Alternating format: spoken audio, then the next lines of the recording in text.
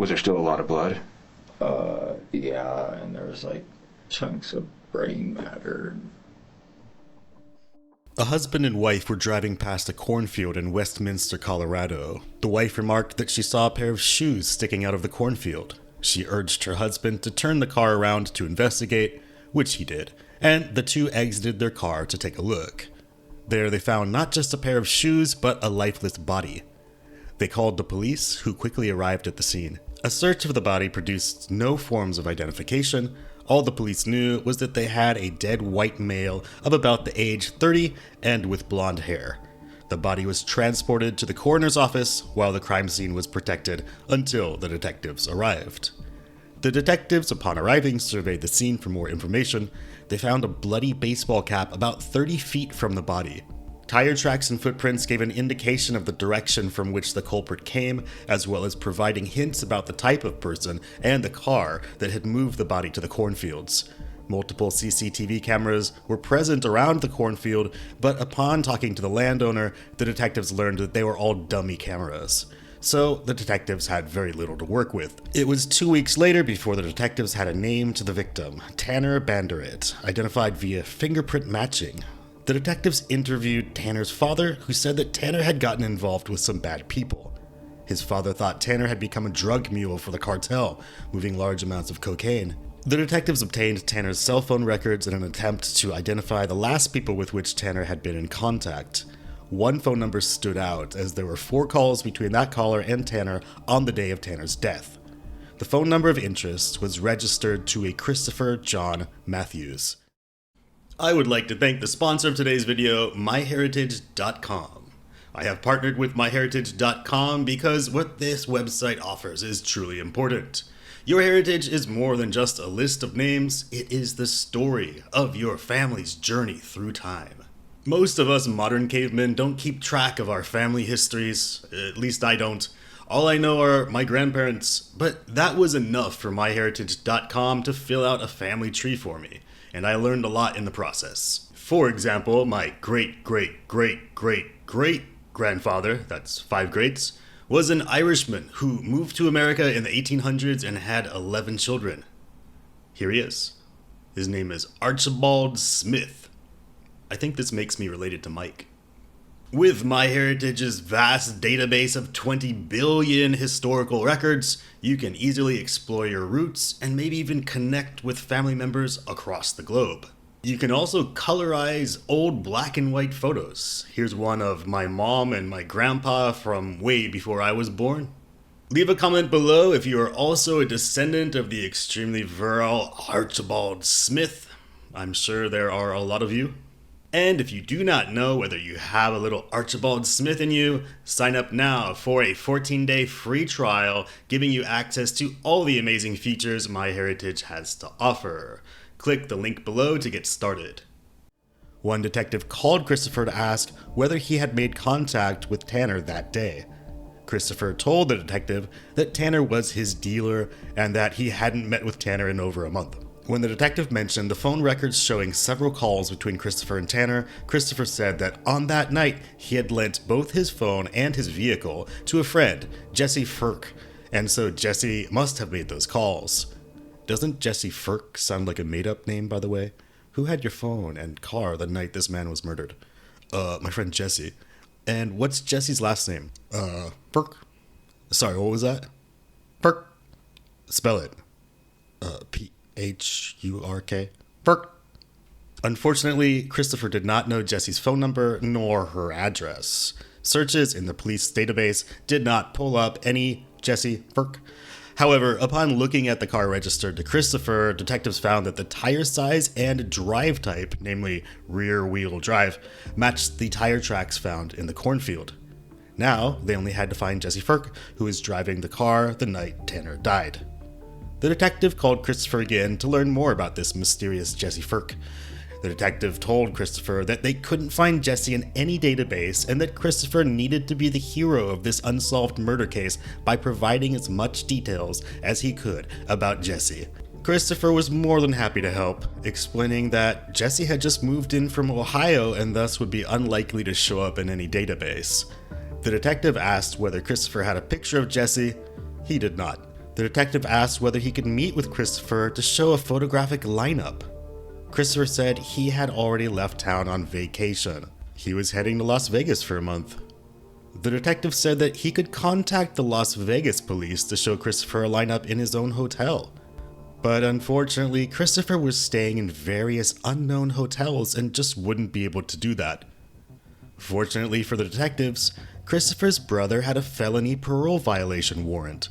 So the detectives arrested Christopher's brother and used the parole violation as leverage to get information about Christopher. Christopher's brother revealed that Christopher was fleeing to Arizona as a means to evade the police. While the brother didn't know what Christopher had done specifically, Christopher did state that he had hurt someone really bad. The detectives put the word out to law enforcement agencies in Arizona and Nevada. 3 days later, Christopher was identified in an Arizona pawn shop selling a drill. And a day after that, he was found to have sold a woman's bracelet in a pawn shop in Nevada. In the meantime, the detectives continued their investigation in Colorado. Now, holding a search warrant for Christopher's phone records, the detectives found a large number of calls to a woman named Tara, who turned out to be Christopher's girlfriend. The detectives requested an interview with Tara, who agreed. Tara stated that on the night of the incident, Christopher came to her house but was unusually quiet. He seemed to be in a bad mood and had what appeared to be blood on his hat. Tara and Christopher went to Tara's mother's house via Christopher's car. Tara recalled the car smelling bad and seeing dried blood on the front passenger seat. Eventually, Christopher told Tara that he had given a man a ride and the man ended up shooting himself in the head. Christopher later changed his story and told Tara that he was the one who shot the man in the head. He stated that he was worried he'd be caught because he dumped the body in a cornfield, leaving tire tracks. After Christopher left the state, Tara did not speak to him and thus couldn't tell the detectives where Christopher was or was heading. However, Tara's statements were enough to merit a search warrant for Christopher's home. Upon carrying out the search warrant, the police found significant amounts of blood in the garage. The detectives were ready to arrest Christopher, but needed to find him first. They worked with departments in Arizona and Nevada in an attempt to track Christopher via cell phone towers. But Christopher would only turn his phone on briefly, keeping it off most of the time. The police watched as Christopher's phone pinged in Arizona, Nevada, and then in New Mexico. Law enforcement in those states were nonetheless unsuccessful in locating Christopher. And then, Christopher's phone pinged in Boulder. For some reason, Christopher had returned to Colorado. Multiple detectives were dispatched to the area in which Christopher's phone pinged. One detective spotted what looked to be Christopher's vehicle, but the license plates were different. The detectives assumed that Christopher had switched plates to evade the police, and so they followed that car. The car made its way to Longmont, where it pulled into a gas station. There, the detectives positively identified Christopher and made the arrest. He was brought into the police station for questioning. All right, just have a seat. We'll be here. There's some paperwork, procedural stuff we have to do and take care of, and then my partner and I'll come in and talk to you, okay? All right. You doing okay? Shook up. I can imagine. We'll come in here and I promise things will feel a lot calmer, okay? I know this room's sterile and that kind of thing, but we're gonna be okay. You want a mask? No, I'm not afraid of COVID. Okay. Actually, if I could take you up on that water, though. Yeah. Seriously, man, I'm not asking just to ask. We'll get you some water. Thank you. Okay. All right. What's water? Yeah, see? This is my partner, Detective Calhoun. How you doing? Nice to meet you. Nice to meet See, you. I didn't even talk to him, so we knew that you might want that. All right, we'll be back in just a few minutes, Yeah. okay? Just hang tight. If you need anything, the officer's right here. You need anything? You alright? Bathroom? I just peed while I was at the gas station. Okay. Okay. All right. I'll be right on.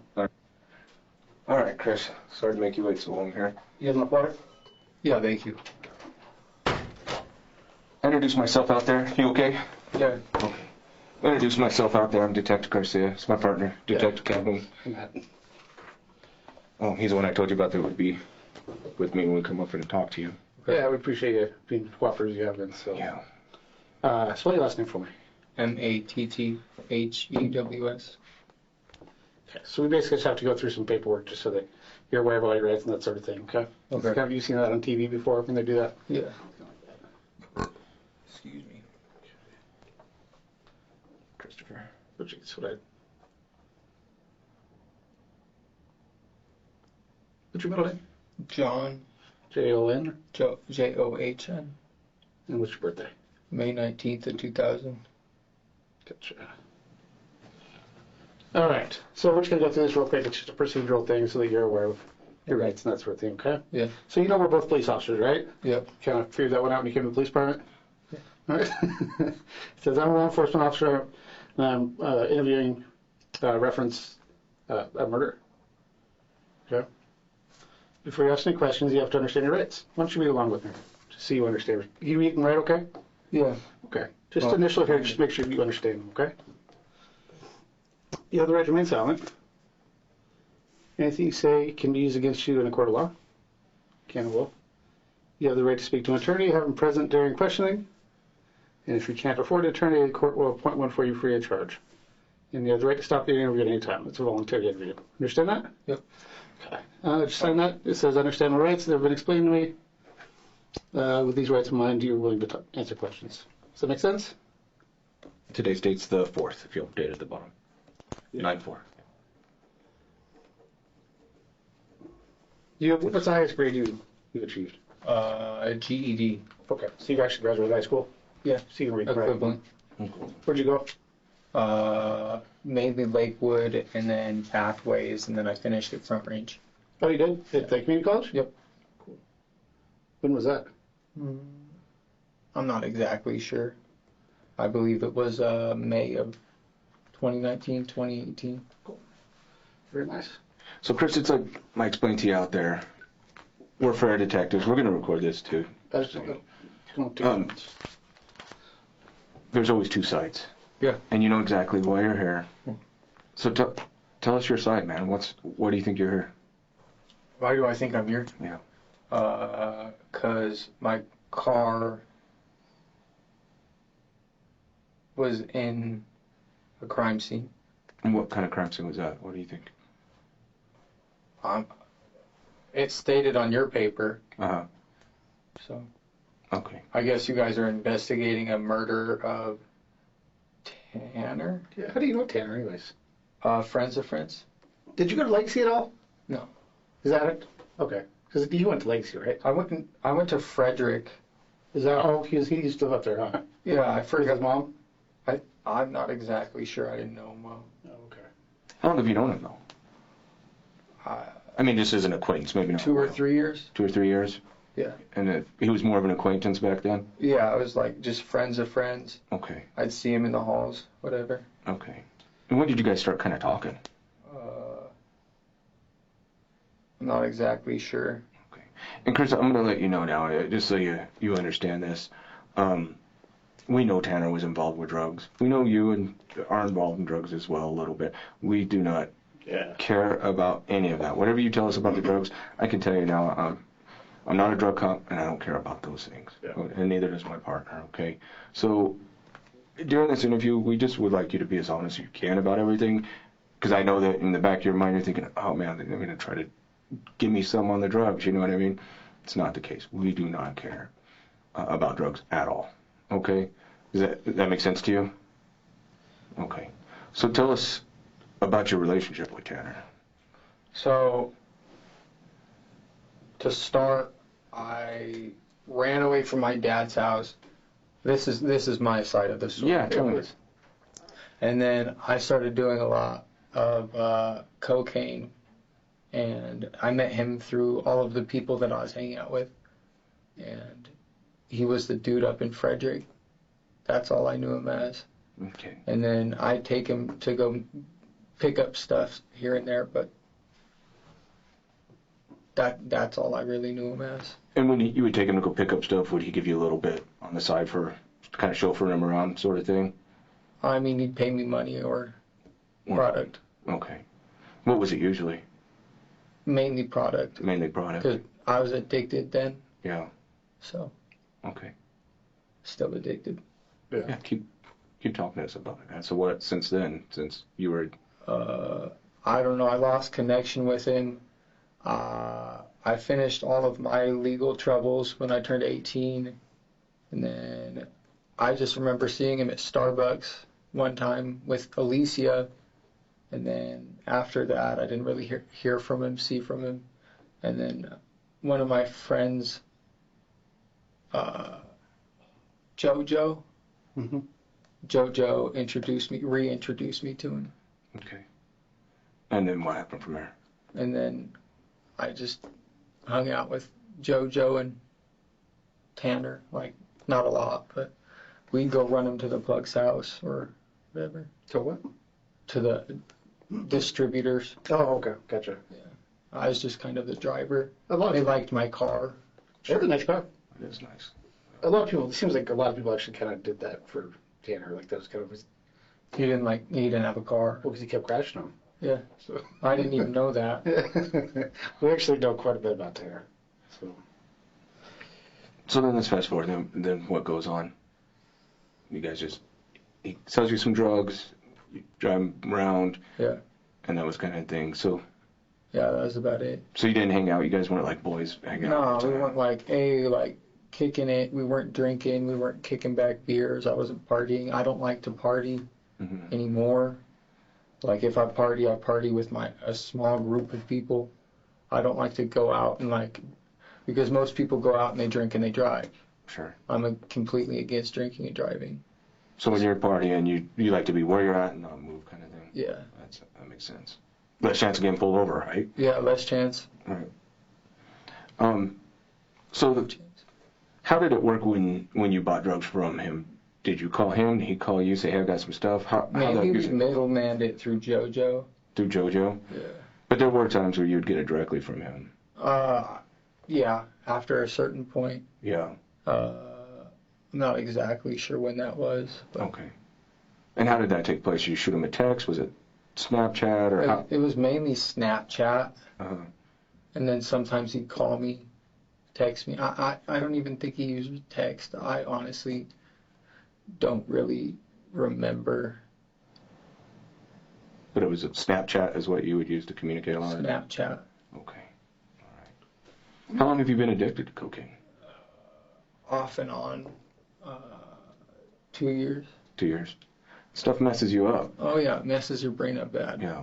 And I did explain that I'm not a drug cop now, but I used to be. I used to do narcs. So I completely get and sympathize with what that drug can do to you. And this does not affect anything because you are not investigating. Not drugs at all. I promise you that. No, I'm not. It's probably been, 15 years since I've been in narcotics? So no, this isn't it. And I don't care about that.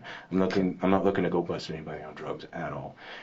And as a matter of fact, narcs aren't even in this building. We don't work together, so they're not going to know about this unless I call them and be like, hey, this. And I'll be honest with you, the level of drugs that you and Tanner and everybody is at, they wouldn't care about it anyway. You're not kilo dealers, so. Yeah, we're not moving No, pounds. You're not a cartel. Yeah. It's not a multinational type thing. So that's what they're interested in. So like I said, we really don't care. So let's fast forward. You said that you know that you're here because somebody borrowed your car. Is that what you said? Yeah. You told a different detective that, right, over the phone? I told the detective that over the phone, yeah. Yeah. And tell me about that. So basically, honestly, I'm just going to come forth and tell you that was a lie. Okay.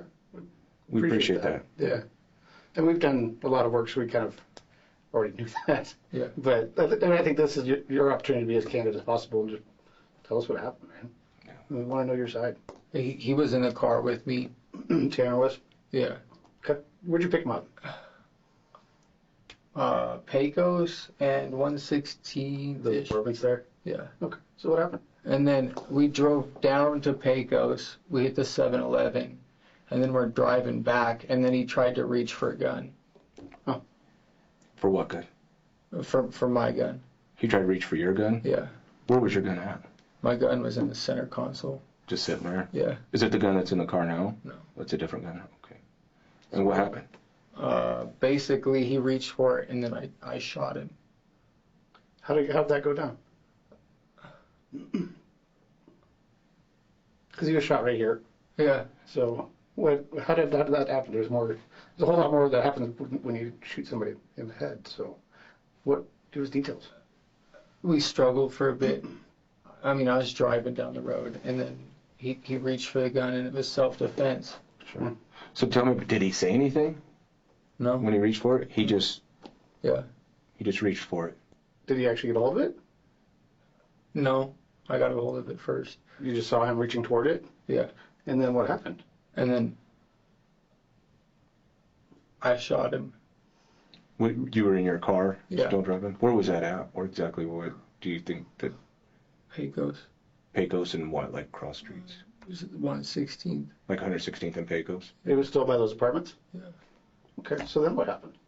And then I didn't know what to do. I was scared. Sure. Just shot somebody in a car. Yeah. Scary. So what'd you do? I should have took him to the ER, thinking about it. Yeah. But what did you do? I took him to a field. Okay. I didn't know what else to do. I bet you panicked at that point, huh? Yeah. I'm pretty scared too. That's a long ways to drive. Was he dead right away? Yeah. Really? And I don't know. I was just freaking out. Yeah, sure. Tell us about that, man. Yeah. I mean, walk us Go through your through head. the emotion. Because I told you in the beginning, there's two stories. Yeah. Tell us your version. Tell us everything. I mean, I want to be with you and in the car. Help us understand the Yeah. self-defense part of this. Yeah, because who else? It was just you and him in the car, or was there somebody else in there? No, there's nobody else in the car. Okay, so tell us what happened. He reached for my gun. I grabbed it, and then I pointed it at him and shot him in the head. What did he do when he pointed at him? What? What did he do when he pointed at him? He tried to grab it. You tried to grab it when you were pointing it at him? Yeah. So did you guys struggle over the gun? Not like terribly, but he grabbed it. It's okay. Go ahead. Yeah, take your time. He tried to grab it, and then I grabbed it, and I went like that. Okay. So you're in the driver's seat. You point, and did you touch his head with it? I don't have any idea if I touched his head with it or not. Okay. So you point the gun at his head. Yeah. What did he say anything? I mean, he was trying to reach for my gun, but Did he say like "Don't shoot me" or anything? Or he was trying. I don't know, honestly. It's memories that I've repressed. Sure. yeah. It's a very This is traumatic. really important to get this all out. I mean, this is really for your benefit. you know, Yeah. So, and we appreciate your candor. So what? How did you shoot this guy? What happened? I just remember picking up the gun after he tried to grab it, and then I pointed it at him and shot him. And then after that, I was just like, I don't know what to do. I don't know what to do. I don't know what to do. Absolutely, I totally get that. And then You drove a long ways. You had a dead guy on the side of other side of your car. I mean, you're freaking out. yeah, I was like, I don't know what to do. Yeah, sure. At that point, it's like, do I bring him to the ER or what? Like, he's sitting there gargling. He's gargling. Yeah, Really? just blood all over the place. Is there a lot of blood? Yeah. Oh, did it get on you too? Yeah, I got on one of my shirts. Okay. So, what'd you do? We drove south, apparently, obviously. Yeah. And then, I don't know, I was just like, I found a field, and I was like, I don't know if I should just put him here. That's what was going on in my head at that moment. Yeah. And I put him in the field, and I was just like, freaking the fuck out. Yes. Because killing somebody, whenever you kill somebody, it's just, you're never the same after it. Sure. Probably haven't been sleeping much since then. No, not really. So when you got to the field, what happened from there? Walk us through that. Basically, I grabbed him out of the car, and then I pulled him into the cornfield. I don't know what kind of field it was, but I dragged him into the field, and then that was it. And then I jumped back in my car. Okay. When you drug him into the field, was he still gurgling, or was he? He was out. He was out by then. No, and then I took off my shirt while I was driving to cover his head. Oh, you did? Yeah. It's good. Why? Just because I don't know. I just Would you see it after you shot him? is trauma. Like I try not to go back into it. I understand. Unfortunately, we're going to need to go through it in some detail today. And I know it's traumatic to have to relive it, but these things really happened. Yeah. And you can't take it back, right? I mean, No. it's something that went bad, but you have to own your part of it. It is what it is, right? Yeah. It's like there's nothing we can do to make that go away. This is something that happened. Yeah. And so we just put the whole story out of what happened, and then because we want to know, we weren't there. Like we knew that you shot this guy, you know, but we didn't really know the context of how that happened. Like we didn't know if you were just like cold-blooded execute this guy, or if there was some. I wouldn't do that unless my life was in danger. Yeah. Sure. Okay. So then, what'd you do once you pulled his body out? How did you get out of the car? How did I get out of the car? Yeah. At what moment? Like how'd you get the body out of your car? What'd you do? So you pulled into the dirt, right? Yeah. So we saw your tire tracks. Yeah. Up towards the corn, right? Yeah. And then so you stop at the cornfield. Yeah. I'm not want to put words in your mouth. Okay. And that's another thing too. If I say something that's wrong, like that's incorrect, or I assume something, then correct me, please, because I want to get it right. Okay. And then the other thing that I want to make really clear is that if you don't understand a question that I give you or my partner gives you, tell me I don't understand, and I'll try and rephrase it in a way that you do understand. Thank you. Because I talk kind of fast. So, and I just want to make sure that we understand each other completely. Does that make sense? Yes. Okay, I appreciate that. So you drive up to the cornfield and stop, obviously. And then walk us through what happened after that. And then I remember just getting out of my car and then grabbing him and dragging his lifeless body into the field How did you drag him? by his arms. Like under his arms, like a fireman, or by his hands, or what? I think I grabbed him by his wrists. Okay. I think I'm not exactly sure where I grabbed him. Okay. And then what? And then I drove off. Okay. Where is his money and cocaine and phone? I'm not exactly. Because I know his pockets were pulled out, and I know he had money and cocaine and his phone on him when he got in your car. It's none of his. What's that? It's none of his. None of it's his? None of the money or cocaine is his. That's in your car now? No. Okay. So that night though, when you drove him into the field, Yeah. what did he have on him? He had his ID and money and coke. And did you took that out of his pocket? Yeah. Okay. I probably should have left it. But that's okay. I mean, we're just trying to walk through this whole Yeah. process. Yeah. I know little things might not seem important, but they are. Yeah. So when you took that out of his, it was in his pocket? Yeah. And then what'd you do with it from there? From there, Just took it with you? yeah. I took it with me. Got rid of it. How much coke did he have on? Like an ounce? Yeah, Okay. just about that. Okay. And how much money? He didn't have any cash on him. He didn't have any? No. I thought he always carried around like $5,000. No. Because he's like a flashy guy, right? Doesn't he flash money a lot?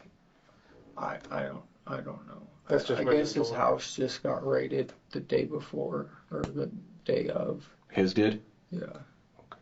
So So then you take his phone and his ID. Was it in a wallet or how was it? his phone was still in my car. Oh, it was just in your car. Yeah, and then I took out his ID. I don't know, and then the coke. Okay. And then you left. You said he had money too. The money was mine. Oh, okay.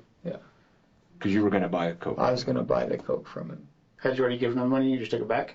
Is that what happened? Yeah. Okay. How much was that? Like 1,000. That's a bad price for an ounce. Usually 12 to 14, right? I don't know, somewhere around there. Yeah. I'm not exactly sure. Did he always say an ounce for about 12 or how much did he? I was working my way up to ounces. Okay. So I finally had the 1,000. And I was just like, okay, I got it. And he was going to hook you up with the 1,000. Or I'm not sure if it was 1,000 or 12. But I just remember having the money, and the money was straight, and then I handed it to him. And then he reached for the gun. Okay. And But he never touched the gun, right? He He never touched that gun, right? he was reaching for it, but So you just grabbed it out and then shot him? so Was the agreement? How much was the agreement for the money for the coke? For the ounce. Yeah. It was $1,200. It was. I paid him $1,200. Oh, it wasn't 1,000. I don't know. I'm getting different numbers mixed up from different people. Okay. How much money did you go there with? I had $1,400 on me. 1,400 on you. Yeah. And how much did you give him? I gave him 12. Okay. And then after you gave him the 12, did he give you the coke? He reached for the gun. Right after you gave him the money. Yeah. And where was your gun? Just sitting out in the open, or? Yeah, I was sitting in the center console. Okay. What kind of gun was it? It was a Glock 30. Where is that gun now? I don't know. You got rid of it. I got rid of it. Yeah. And how'd you get rid of it? I traded it for the revolver. Okay. And who'd you do that with? My friend. It's okay. We might already know this. We need to hear it from you, though. I prefer not to share the name. Well, this is the thing, though, is that you're being very cooperative and good with this, and that's great. But to help other people that are associated, you probably want to keep them out of it, right? Don't want them to get in trouble. But this is what I'm telling you. A lot of times detectives, I'm just giving you a little bit of a clue, we ask you things we already know, so we need to corroborate their stories. Does that make sense? Yeah. Because if they're lying, then guess what? They're helping you, and they could go down for this too. Does that make sense? Yeah.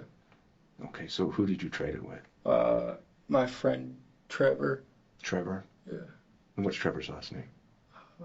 I think it's like Wincliffe, Trevor Wincliffe. something like that. I don't know his last name. So you just traded straight across? Yeah. Did he have any idea why you were trading guns or anything? He had the revolver, and he's been wanting the 30 for forever. So you just knew he thought it was a good trade. Did he know what happened? Why you were trading him? No. Does he know you shot somebody with it? No. See, that's why we need to get that back. We don't want to have him walk around with a gun with a body on it, you know? I guess he's already got it gone too. Oh, you already sold it? He already sold it. Okay. And then there is an extended magazine in my car for it. Okay. What caliber is that? 45. Was that clip in it that day when that accident happened? Okay. So let's fast forward from there. I know that I can imagine that things are just chaotic. And I'm in complete panic mode at this point. I can seriously see that. I can imagine that. I can see it. Yeah. So from there, what happened? What'd you do? I drove around aimlessly. Was him in there? No. After you After- After I dropped him, Yeah. I didn't know what to do. Yeah, sure. I was freaking the fuck out. I would too. And then I went to Tara's house. Did you go straight to her house, or did you go home first to change? I think I went home first to change. Because then you talked to Tara for a little bit, right? I don't know. Did she call you, When? Tara, that night, right before you went over? I think I called her. Okay. I'm not exactly sure on That's okay. details. So you went home and changed, and then you went to her house? I believe so. And that's what happened. Yeah. And then what happened? And then from there, I was like, I just killed somebody. You told Tara that? And then what happened?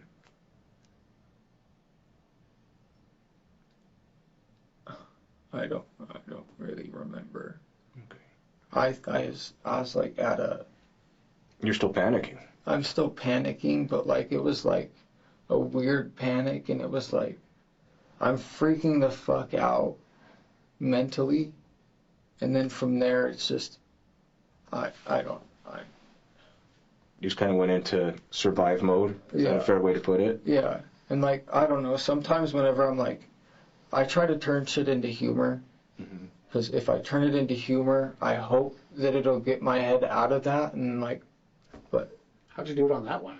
I don't even remember. Yeah. I think I just started trying to like turn the humorous brain on to get rid of trauma. Yeah, that makes sense. But how'd you learn how to do that? I don't know. I just feel like I've always thought that like laughter and like humor is better than, you know, sitting in complete terror and just, Yeah, that makes sense. And that's how you were feeling up until then? yeah, I was freaking out. And then I showered and like I started to collect myself a little bit after I showered, but I'm still like trembling. This is at Tara's house? No, that was at my house. You showered at your house? I believe so. Where did you start cleaning up your car at? Did you just leave it at your house? Did you clean it at your house, or how did you clean up your car? I cleaned it mainly in the garage of my house. Or my, I no longer live there. Where was that at? Which one's that? 129, I don't know. It's by Westlake. By Westlake. Okay. Over off Grove? So you drove into the garage there. Yeah, I parked it in the garage. Did you usually park in the garage there? Oh yeah, all the time. Okay, I paid an extra $50 for the garage. that makes sense. And then tell me about that. Tell me about cleaning the car. What was going through your head? I was like, this car, I don't know. I was just like, I have to drive this car to get to and from work and handle what I need to handle. But at that point, I was like, complete panic mode. I grabbed rags, and then I started wiping down the car with like Jameson. I didn't know what else to use. Liquor, Jameson? Yeah, Okay.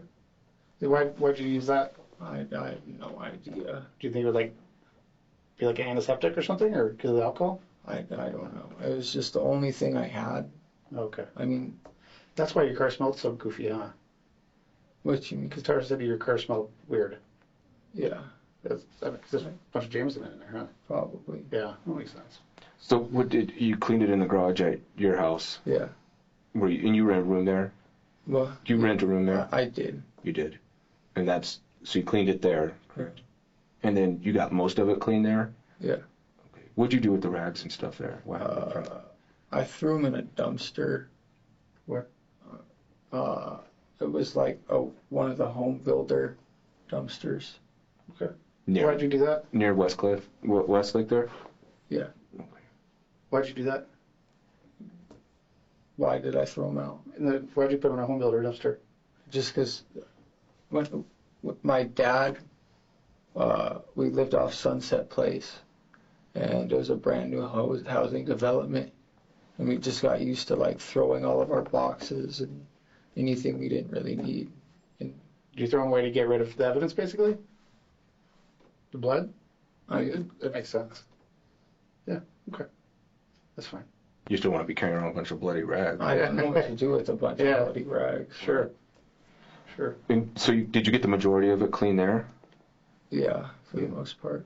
Okay. And then from there you went to Terrace? Yeah. Okay. And did you stay the night there? Did you sleep there? Yeah. Okay. When you told her, what did she say? How'd she react to this? She continued to console me. Just help you try to come out of panic. Okay. So then let's fast forward a little bit. You took a nap there. You slept there. Is that I slept there for a little bit, okay. And then what happened? and then I don't really know what happened from there. I just continued to stay at her house and go about regular business. Okay. You guys left though. That next day, right from her house. I'm not exactly sure. Well, when you left Tara's house, where did you go from there? What day? The day after. The day after. What did we do the day after? Yeah. I honestly don't remember. Did you go to where your mom used to live? Oh, yeah. Tell me about that. So basically, we went to where my mom used to live, and she was doing her own thing, and I was in the garage trying to clean the car. Who is she? Who are you talking about? Tara or your mom? Tara. Tara. Yeah. And then my mom, she didn't even know. what was going on. She was in the kitchen making food. Okay. And tell me there at your mom's house. Yeah. What's the street address? Do you know that address? 114 Kingway Okay. And where did you clean the car at? in the garage. In the garage. Did you shut the garage? I believe so. Okay. And tell me how the process you went through cleaning it there. I used a steam cleaner and pulled out the seats. You pulled out the seats. Did you pull up the carpet or just a steam cleaner? But did I pull up the carpet? Mm-hmm. No, I didn't replace the carpet. His DNA is still in the carpet. Okay. But did you try to pull the carpet out or you just steam cleaned it? I just steam cleaned it. Okay. Was there still a lot of blood? Yeah, and there was like chunks of brain matter. Where was that at? Where was The brain matter. just inside the car, Was it in the back, the front, all over all over? Where was he sitting when you had shot him? the passenger seat. In the front or the back? Front. In the front. Okay. And this is going to be hard, but I kind of want you to walk me through this just so we can follow this, okay? You're doing really good. You are. Yeah. And if you need some water, take a drink. Do you need some more? Is it gone? Sorry. Okay, we'll get some. I'll get you some. Excuse my reach. No. No, you're fine. So, when you leaned back, you grabbed the gun, and you demonstrated it. Show me how that was. Was it a reach out when you shot him? Were you here? How? Okay. Show me your body position Okay, as you're. so he's right here. Okay. Say I'm in the passenger seat right now. He reached for it, and then I went like that. You're in the passenger seat? No. No, he's- Okay, so Tanner's in the passenger seat. I'm Tanner right now. Okay. He goes for the gun, and then I'm driving, and then I grab the gun from the center console because I saw him reaching for it, Mm-hmm. and then I shot him. And when you shot him, what was his body position? What was he doing? Was he just sitting there? Or show me how he looked when that happened. I think he was trying to reach for it like sly-like. Okay. So it was slow? Like you reach real slowly for it? I don't know, like it's just like you're not trying to grab it quick like, Mm-hmm. but like you're trying to grab it. I don't know. So he didn't like lunge for it. He just No. kind of like was moving his hand that way. Yeah, And then you grabbed it and shot him. yeah, because like you don't reach towards the center console where a gun's at or another man's gun's at. Sure. Okay. Why did you decide to pull the trigger? I was always told with gun safety, if you're going to aim a gun at anybody. What?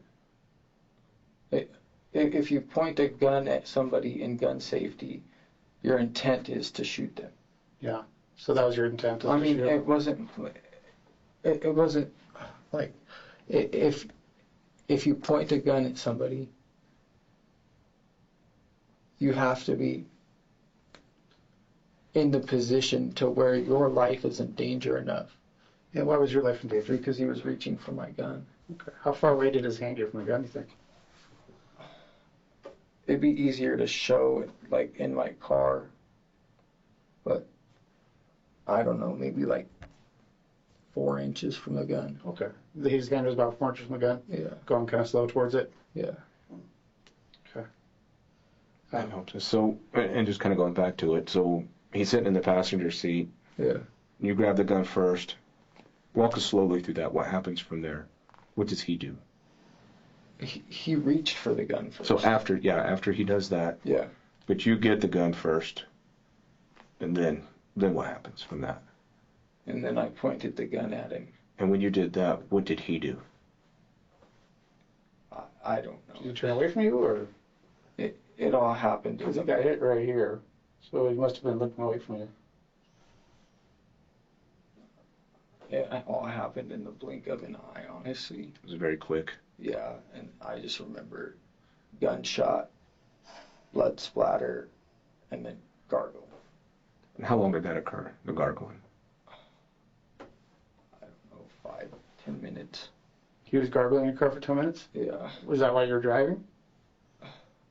What do you mean? Is that why I was driving? Is that while you were driving? Sorry, Yeah. I talked kind of fast, like I Yeah, said yeah. before, so That- forgive me. Yeah, that was while I was driving. God, that must have been pretty scary. Yeah, I was freaking out. Imagine so. Did you see? So you shot him. You saw where you had shot him, and then where all was he bleeding from? I don't Couldn't tell. know. I was just trying to figure out what to do at that point and try to. I don't know. In that point, I was in panic mode, complete panic mode. You said you covered him with your shirt Yeah, I took my shirt off and I covered his face. as you were driving. Yeah. I don't know. Where's that shirt? I don't know. It should be in the dumpster as well. Was everything? The rags? Yeah.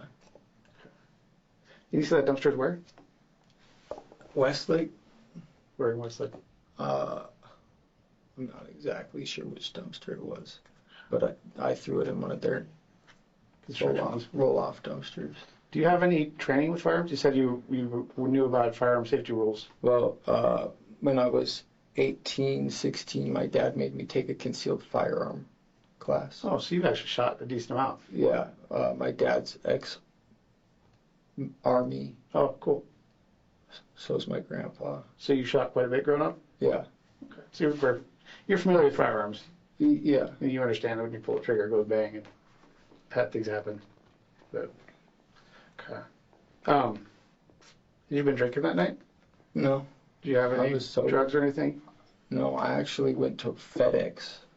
Oh, you were supposed to work that night, right? Yeah, I started at work Okay. and I left my badge at home, Yeah. my ID. Oh, okay. Yeah. So they wouldn't. They said they'd let me work and they'd clock me in, but then I asked this dude if I could just scan his badge real quick. Yeah. So you work full time? I You didn't. I was working part time. Okay. What did you do? I loaded trucks. Oh, cool. How long you been there?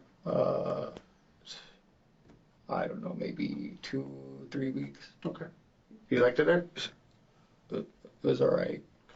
So you went to work and you couldn't use your I Badge or couldn't whatever? use the scanner, and then I asked somebody else for his, and he said nope. So I just walked out. I was like, okay, whatever.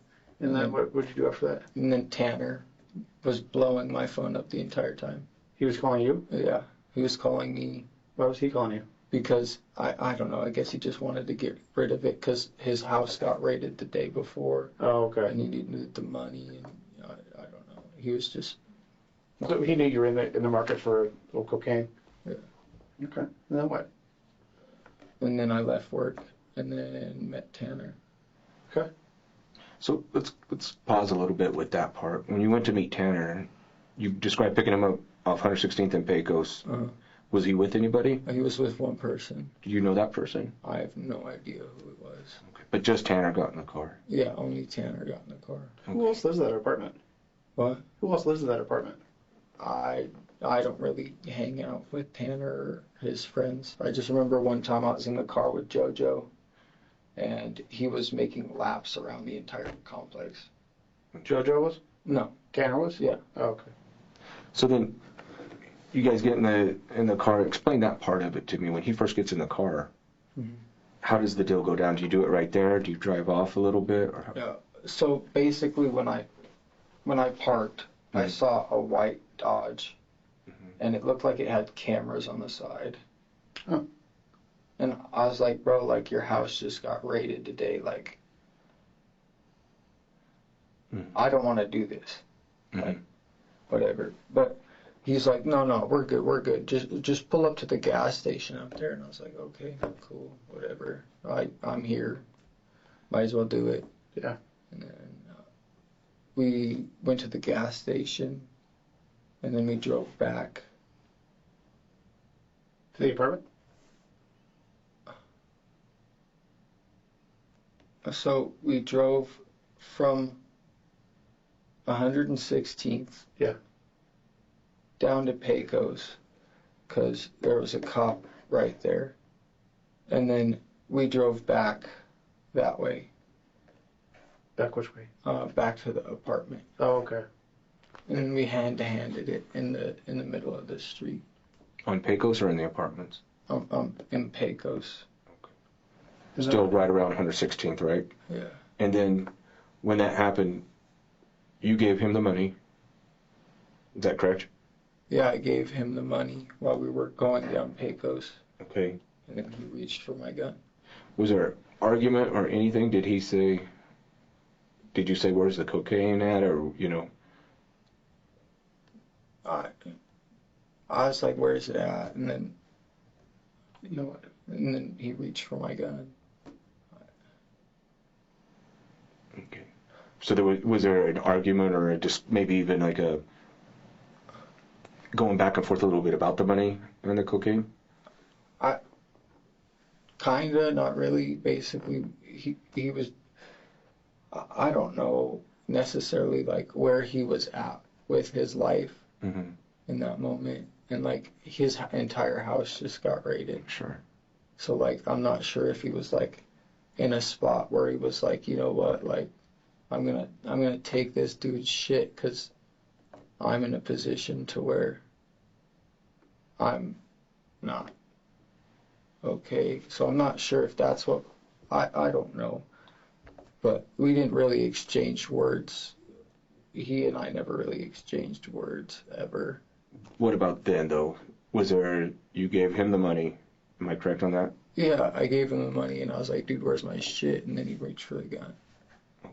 That's where I was getting at. That's what I was wondering. Okay. And then that's when everything else took place. Yeah. Okay.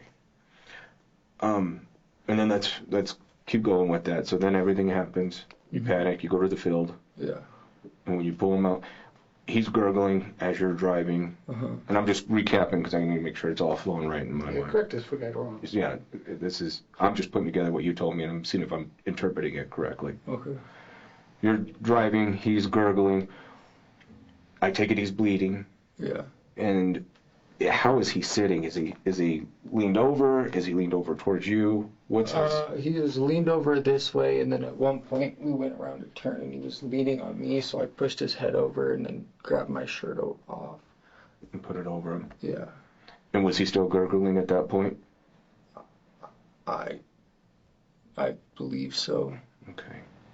And you're driving, by now, where do you think you're at when you're driving and the shirt's over his head? I don't really remember what street I was at. Okay. And let's rewind just a little bit. When this happens, where's your phone at? Where's my phone at? Yeah. My phone was with me. With you? Yeah. Okay. And did you turn it off? I don't remember. I think my phone was pretty close to dead. Okay. Because I was listening to music, and I hadn't charged my phone all day. I was charging my AirPods instead of my phone. So you were playing music through your phone on your car, through your car, is that right? Through Bluetooth or something? I think so. Okay. Did it stop playing at that point, or tell me about that? My phone was like 5% or low battery. Okay. Did it shut off then? Yeah. It did. And were you at the apartment still when that shut off? Yeah. Okay. Then how did you take the body down, right? You drive with him, you find the field. Explain that to me. When you see the field, what happens? Where are you at and what happens? Are you driving down Federal? Down Lowell? I think it's Federal. Okay. And then I was like, okay, well, I see a field. I don't know what else Sure. to do. And then what happened? And then I drove into the field, and then I got out of my car, walked over, and pulled him by, I believe, his wrists. I'm not exactly sure what part of the body I dragged him out by. Okay. I assume he was still bleeding. Did he get blood on you? Yeah. And then I went home and took a shower. How did you get? This is gonna sound silly, but I saw him when he was in that field. Yeah. How did you get out of your car? Like, did you get out of your door, out of the passenger door? How did you get out? I got out of the driver's side. And then where did you go? And then Did you go around the front or the back, or? I don't honestly remember Okay. if I went around the front or the back. Okay. Because there's a couple different sets of shoe prints over there. And so it made me kind of feel like there's another person Really? that was with you. No. There was nobody else with me. Do you remember what kind of shoes you were wearing? I think they were Vans. Okay. Where are those? They're in a dumpster. Okay. So you threw away all your clothes? Yeah. So this is going to sound silly, but what size shoe do you wear? I have no idea. It kind of varies on which ones it is. So then you leave, and then you go to your house, you shower, you change. Mm-hmm. Was it before Tara's that you threw your clothes in the rack that you cleaned the car out with? Or when did you do that? Was it before you went to Tara's, directly after you showered and changed? I think I waited a while. I waited like a day or two. Before you threw that away? Yeah, I was just kind of sitting in my trunk. Okay. And then you went back and threw it away over there? Yeah. Because you knew there was construction there? Yeah. Okay. And when you were at Tara's, and then you went to your mom's house and you cleaned there, Mm-hmm. right? At what point did Aaron show up at your house? I don't remember. Was it that day? Yeah. Okay. And then what happened from there? He started questioning what the fuck I was doing. Mm-hmm. And I was like, dude, I just killed somebody. When was that? Well, When you told Aaron that? right then and there, when he started freaking, or before he started freaking out. Was that at your mom's house? Yeah. Okay. Yeah. So what did he tell you to do? Because he's got a little more experience with. I know he's got out of prison, right?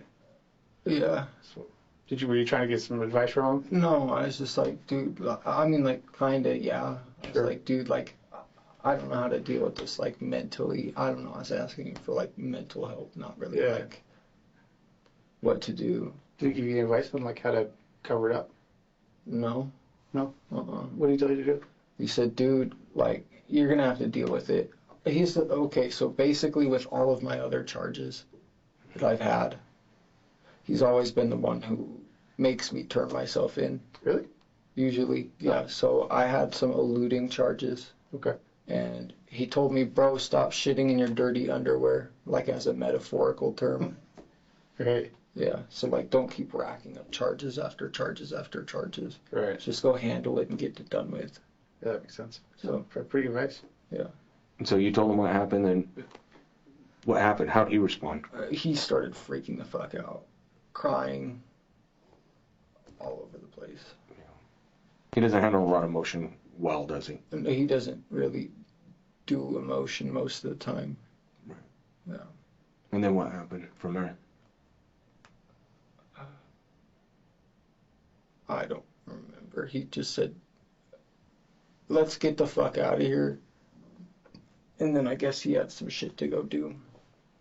Okay. So I drove, I don't know, I drove alongside him, in front of him, behind him, whatever. And then we parked, and he starts freaking out on me. And I'm sitting there having a conversation with him. And in the middle of public, I don't remember exactly where we were, but it's like off Pecos. Okay. Pecos and what? Like what area? I think like 80, 92nd-ish. Pecos 92nd-ish. There's like gas station and stuff right Yeah. there. Where did you guys stop at when he was freaking out? There was like a tattoo place and like food and stuff, and then we just both parked. Okay. He needed a moment to freak out for a second to kind of get himself together. Is that? He freaked out at the house, and then I guess he wanted to drive to get out of the house. Okay. Just, I don't know. I feel like whenever you're freaking out and you get a scenery change. Okay. So you follow him in your car, Yeah. and he's in his, Yeah. and then you go there. You guys get out and you talk again. And, he was sitting inside of his car Okay. the entire time. I had to get out to talk to him. Did you get in his car or just talk to him outside? I just talked to him outside the window. And then what happened? Tell me about that conversation. What happened with that? He was just like, dude, you're fucked. I was like, dude, it was self-defense. He was like, dude, like, I don't know what to tell you. Because I don't think he's ever killed anybody to my knowledge. And then what did he tell you to do? He was like, you could either run or you could stay here and face the consequences. He told me I should probably just stay and get it done and over with. Because you guys are going to catch up to me eventually. And then what happened? What'd you do? From there, I just hung out for a couple days. Where at? Tara's house. Most of the time there. Most of the time. And then what led you to leave? To leave? I don't remember. Honestly. Did you leave that night or close to the first couple of days? Did you take off then? Yeah, I took off to Arizona. Went to Chloride. Where's that at? This town's name's Chloride. In It's a Arizona? mining town. Chloride. Chloride. Yeah. It's a what town? That's a mining town. Like an old mining town. Why'd you go there? I don't know. I just... Did you know it? Have you been there before? No. I don't know. I was just like, okay, I need to clear my mind. I need to get this out of my head and go do something. And maybe run, because like I didn't know what to do. I didn't know. I didn't want to continue to. I lied, obviously, over the phone to the other detectives. Nobody borrowed my car. It was me. Sure. But sometimes fessing up to it. It's hard. Yeah. Respect you for it. I mean, So when you talked to that detective, is that when you left? Were you scared after you talked to him and you're like, oh god, the cops just called me? yeah. And did you leave directly after that? Or? I think so. I was like, oh shit, I gotta get out of here. And then I went to Chloride, and then my mom met me in Laughlin. And then we went gambling. And In Laughlin? Yeah. Where'd you gamble at? Harrah's, Golden Nugget, all over. Did you win anything? Not too much. Not too much. I mean, I was just kind of bouncing. I'm not supposed to gamble at 20, but Yeah. I just tell them I left my ID in my car. Okay. And then what happens from there? From Laughlin? From Laughlin, we went to Las Vegas a couple times, and then I came out with like $1,000 off of a machine. Nice. Yeah, and then my mom was like, "Hey, break me off." Like I was like, "All right, fine, you know what? Whatever. Here's $500." Well, that's cool. Yeah, and then next thing you know, all her money's gone. All my money's like I got enough money for gas that I had in my Cadillac booklet for my operator's manual. And I was like, all right, like I don't know what to do. Like, I'm gonna go back to Colorado. Okay. And then what happened? And then I drove to Albuquerque, picked up some hitchhikers on the side of the road, hung out in Albuquerque for a day, and it was weird. Basically, the dude was like, it's my birthday, I need you to like run and do this and this and this and this and this. And I was like, okay, whatever. So I hung out in Albuquerque for a little bit. Just some random guy you just met? Or? Yeah, he was like, hey dude, like it's my birthday, you want to party with me? I was like, okay, cool, I'll party with you. So. And what'd you guys party with? Beer, Smirnoff, weed, and then they made me hit clear, and I try to stay away from clear and black, just because like that's what my brother was mainly addicted to. So like that's just the shit that Scares you a little bit, right? I mean I've done them, but it's just like I don't want to ever do them again. But the dude was like, you gotta hit it. So And it was like this big ass dude, so. Make it a little intimidating. Yeah.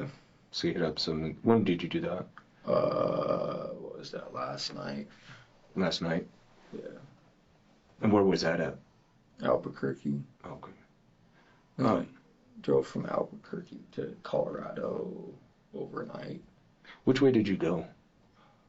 I don't remember. I remember I stopped in a couple of state parks. Just because I was looking at scenery. I like nature. Okay. Yeah, makes sense. So let's rewind back to after Tara's, after you leave your mom's on King. Uh-huh. Did you go out of state then No. and then come back? Oh, yeah, I did. And tell me about that. Basically, I went to Gold City, and then our Cities of Gold. I went to a hotel over there, spent a night there, and then like lost my wallet or thought I lost my wallet, and didn't really lose my wallet. So I came back, and I was just like, okay, well, I'm just gonna wait it out. Hey, Chris, I gotta tell you, I'm pretty impressed with your candor. I really respect that. I know things went bad, but I mean, you volunteered to come talk to us, and you did it on your own. So we appreciate that. I respect that. A lot of people don't have the ability to stand up like that. So, you know. I mean, I'm not gonna sit here and bullshit you. Yeah. I mean, we didn't like Appreciate threaten that. you or promise you anything. So it's nice that you just took it upon yourself to be honest. I think it's cool. And it feels good, right? I mean, that's just human nature. Yeah. You've been holding this back for so long. It's a very traumatic thing that happened to you. Yeah, it sucks. It does Feel good to suck. have it off your chest. It feels good to like actually release the like entire story. Yeah, sure. Yes, So- exactly. And that's why we're going through it, to help you through that process. Yeah. How did this make you feel? It drove me, like absolutely crazy. Like, Almost was you mad, or were you like sad, or I was getting mixed emotions. what were they? Like, I just remember it, and like I just start sobbing out of nowhere, Yeah. and Do you take any medications? I don't. Okay. I, So you've never been diagnosed with anything? no, You don't have any mental health issues or anything like that? not diagnosed. Sure. Fair enough. With your mom, so she meets you, so you leave to the hotel the first night, but then you try and come back. Uh-huh. Do you go back to Tara's there? From there, yeah. And then And then I went camping. Okay. I went camping actually where you guys followed me from. Okay. I was camping up there with some buddies. Why'd you go back up there today? Just because I was like, you know what, whatever. Just driving. Yeah.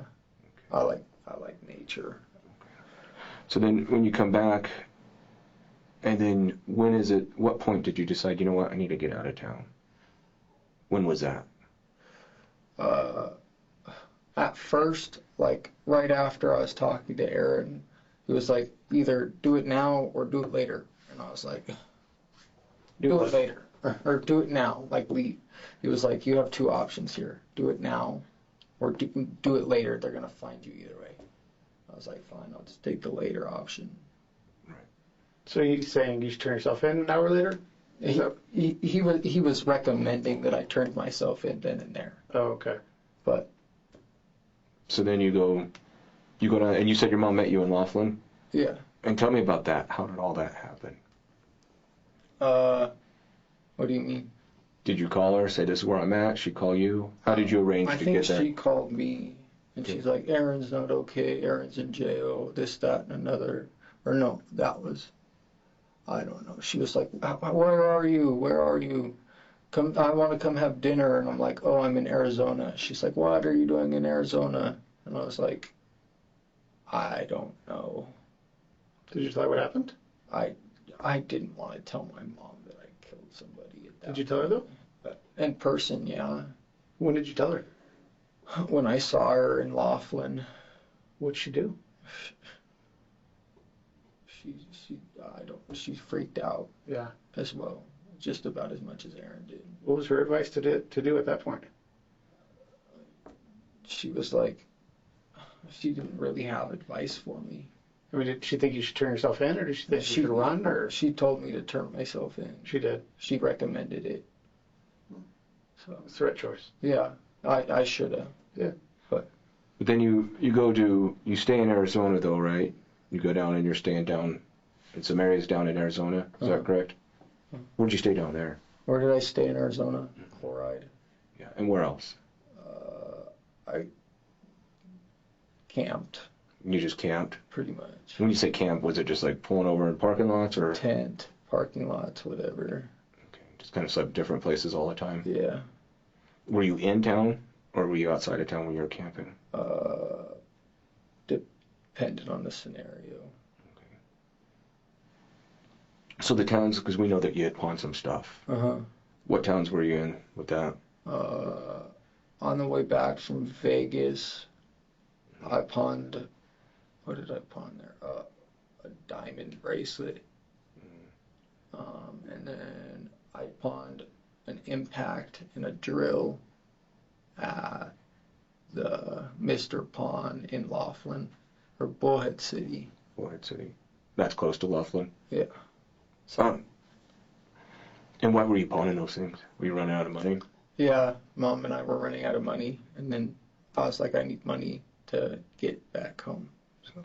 Was that her bracelet? No, it was mine. One of my friends actually gave it to me as a gift. That was nice. Yeah. So what happened to your mom from there?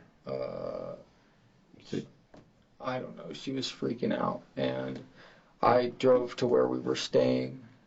Her car wasn't there, so I was just like, whatever. I'm done.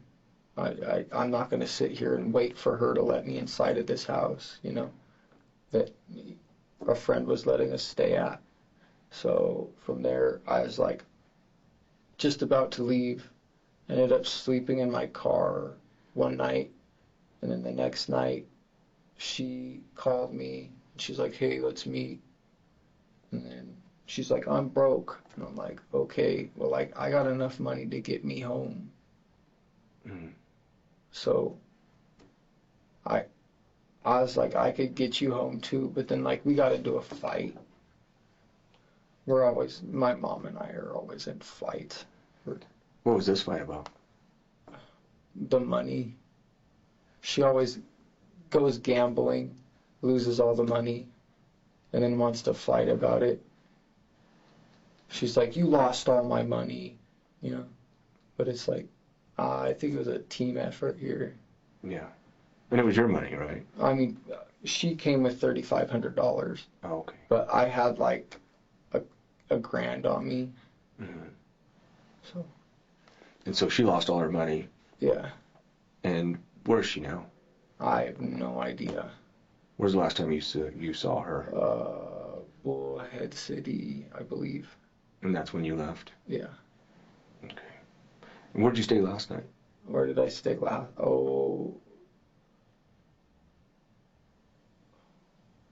So I spent the night at a hotel. And then that was in Albuquerque. Okay. And then I left Albuquerque. And then I went to a state park. I slept at a state park for 6 hours just because I couldn't really get any sleep. They were being loud and obnoxious. And I just had a lot running on my mind. Who's they? These random hitchhikers I met. Gotcha. So I ended up going to a state park, sleeping for an hour or two, catch up on some sleep. By then it's noon. And then I drove to Colorado, and then... So when you got to Colorado, where'd you go? I went to Lafayette. I didn't really have a place to stay. And you talked to Tara, so did you know we had talked to her? Well, I heard, but... How'd you hear? Friends of friends. And how'd they tell you that? Trinity met her, I guess. Trinity met Tara. I don't know exactly what the situation. But Trinity told you? Trinity told me that Tara her phone had been seized. And then her friend Lily told me that, I don't even remember what she told me.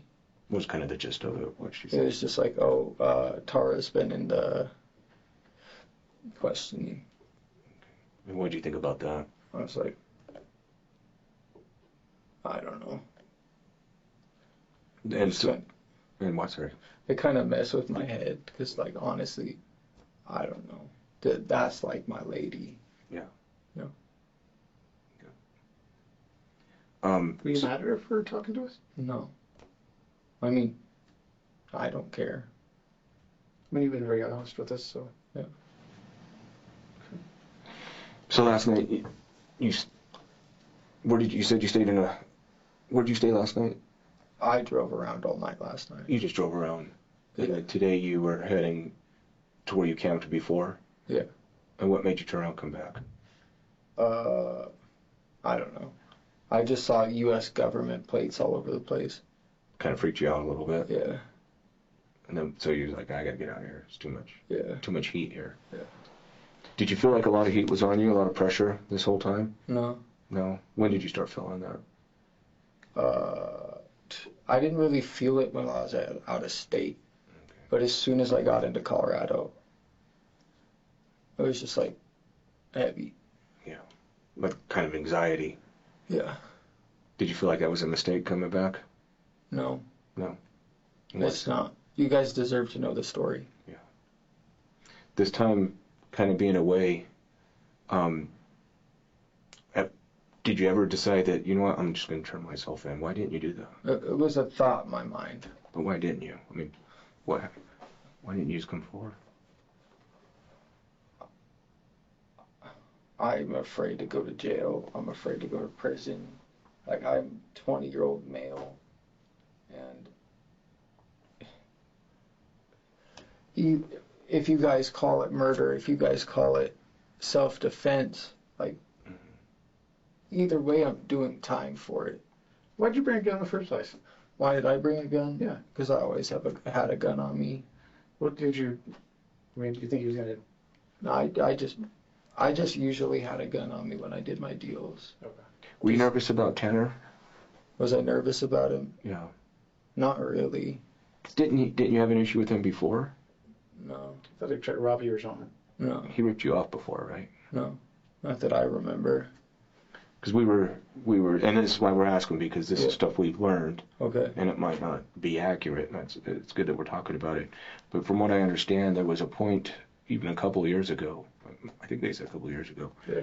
that he ripped you off, No. and that Aaron had to get involved, and it was like, pay my brother back. No. That didn't happen? No. That didn't happen with him. Okay.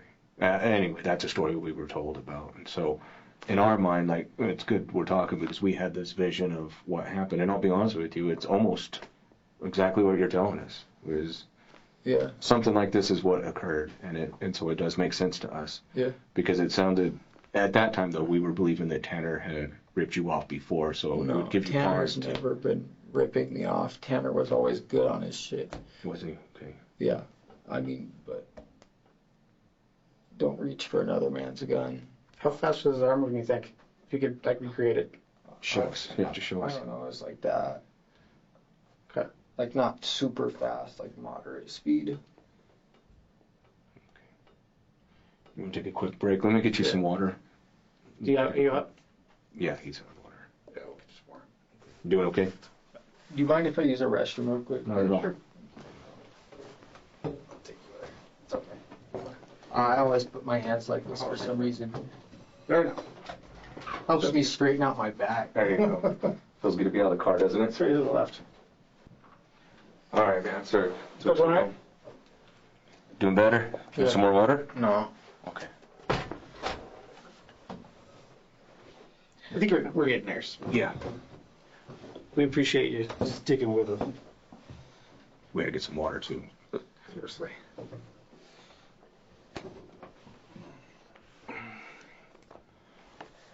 Just some things that we still want to go over, and I'm just thinking about it,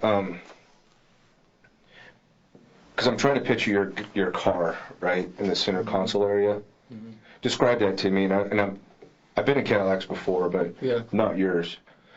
So is the gear shift in the middle? Mm-hmm. Is there like a little cubby hole in front of that, so like put phones or whatever? The cubby hole's small, Small. but if you have the cup holders, and Mhm. if you have nothing in the cup holders, usually it sits right there on top of the cup holders. Your gun does. Yeah. Does the cup holders have like a flap over it, to where it's Yeah. like a solid? Yeah. You could put whatever there, gun, phone, whatever, Mhm. and it's not going to sink into the cup holders. Yeah. So the gun is sitting on top of that. Yeah. And I know it's kind of a fine detail, but which way is the gun pointing? Is it sitting right? So I'm imagining, right? So here's the console. The gun's here. Yeah. Is it pointing that way? Usually I have it pointed down. Okay. Was it in a holster? No. Okay. Did you have one of them in the chamber? What do you mean? Did you have a round loaded in? A round loaded in? Was there a bullet inside that? Usually I've always had a round loaded in. Okay. So it's positioning wise, it's right there. Yeah, it's just right there. It's not like in the crack of your seat. No, And it's not in the crack of his No. seat. it was on top of the cup. It's on top to where you can clearly see it. Yeah, He can clearly see that there's a gun right there. yeah. Okay. Was the flap shut or open? The flap was shut. So you couldn't see it. What do you mean? The flap was shut over the gun? No, the flap just covers the cup holders. Oh, okay. And then And the it's gun on was sitting top. on top. Just of the sitting flap. loose on top of it. Okay. Okay, that makes sense. And then, we had talked to Tara, Yeah, and I'll tell you the same thing. I mean, I'll just be very honest with you. Yeah. She cares for you. Yeah. And but she doesn't want to be involved. But she cares for you. So to help us keep her out of this, Yeah. does that make sense? Uh-huh. Tell me exactly what you told her when you went to her house directly after your house. honestly, I was freaking the fuck out, and I was like, I just killed somebody, and I told her right then and there. And what'd she say? She's like, "You did what?" Mm-hmm.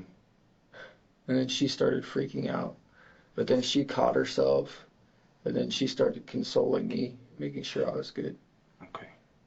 Did you tell her how it happened? No, You I just didn't said get into any details. You just said that you'd killed somebody. Yeah. Did you tell her that he'd try to do anything to himself, or that any other kind of story or anything like that? Did he try to do anything to himself? Yeah, did he shoot himself or No, anything like that? I You didn't tell I her? didn't tell her any of that. Okay. You just told her, Yeah, I shot somebody. yeah. And then she, after that, started consoling you or trying to calm you down and be there for you. Yeah. Yeah, that makes sense.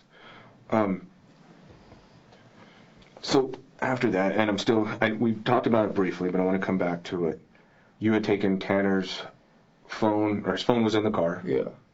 and you took his ID. Uh-huh. Did he have a fanny pack or anything else on him?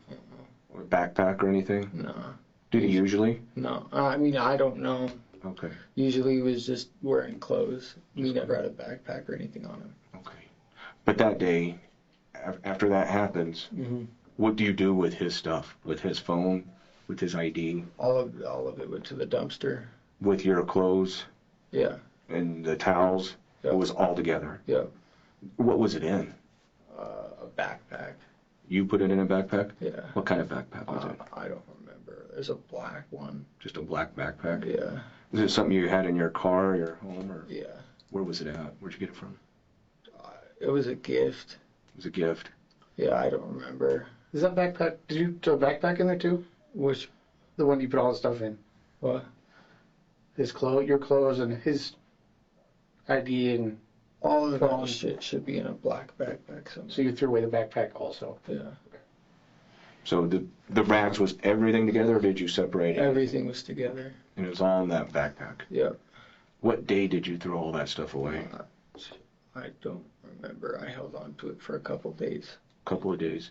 Yeah. And this was after you had showered. Was it before or after you went to your mom's house on King? After. After King. Yeah. Did you throw stuff away that you had cleaned there as well? It was all in the backpack. So the stuff from King, you also put in the backpack. Yeah. Okay. And with that, I mean, I'm going to let you know we've already been there. Yeah. And there's scientific stuff that we do. Uh-huh. There seemed to be a significant amount of blood in the garage in King. Is that the way it was still? Yeah. How did all that stuff get all over, or was it just... It was dripping outside of the car still. Blood was dripping outside the car? Yeah. Whenever you'd open the door, it'd still drip out. It would drip out onto the garage? Yeah. Is that what happened? Must have been a lot of blood in there. Oh, yeah. Yeah. So, why did you cover his head? To explain that to me again. I don't know. Just him gurgling in his head, and it's a scary sight to see. Did you cover it so nobody could see him when you're driving around? No, It's because he was still alive and gurgling? I don't know if he was still alive and gurgling, but like whenever you have, I've never seen that much blood in my life. Really? Ever. Yeah, I can see that being scary. Yeah, I definitely can too. And I do appreciate you telling us everything here. Good. It does help us believe what we already believed. It just helps clarify it. It does. You know, I think, like you said, it can't deserve to have the story out. Right? Yeah, just the truth. Mm-hmm. Yeah. And thank you for telling us that. So today, what were you going to do today? I mean, you're coming back you saw the government plates. Yeah. You're coming back. I mean, what was going through your mind today? Montana. That's where you're thinking about going. Yeah. Why Montana? I don't know. My homegirl was in Montana, and she's like, "Hey, I'm bored," and I was like, "Well, I don't know what the fuck's going on with this in Colorado," and I was like, "Well, if they catch me, they catch me," but Hey, did you get blood on? Was there blood all over the ground at your place too, where you cleaned it up? a little bit, not much, Not much. Why was there more at your mom's house? because the steam cleaner. Oh, well, that makes sense because you're putting water into it. Mm-hmm. Where's that steam cleaner at? I have no idea. Did you leave it there It, at your mom's? it should be in a trash can, a dumpster. I don't know. Her dumpster? I don't know. I left it there. So Okay. So you left it in her garage? yeah. You didn't get rid of it? I spaced it. Okay, that's fine. Why would you think it's in a dumpster? Or I don't know. did somebody I throw it didn't away see for it. you? I didn't see it. I didn't see it when I went back to the house after. So So after you cleaned, you had also went back again, yeah, and it was gone. yeah. So I'm assuming it got thrown away by who?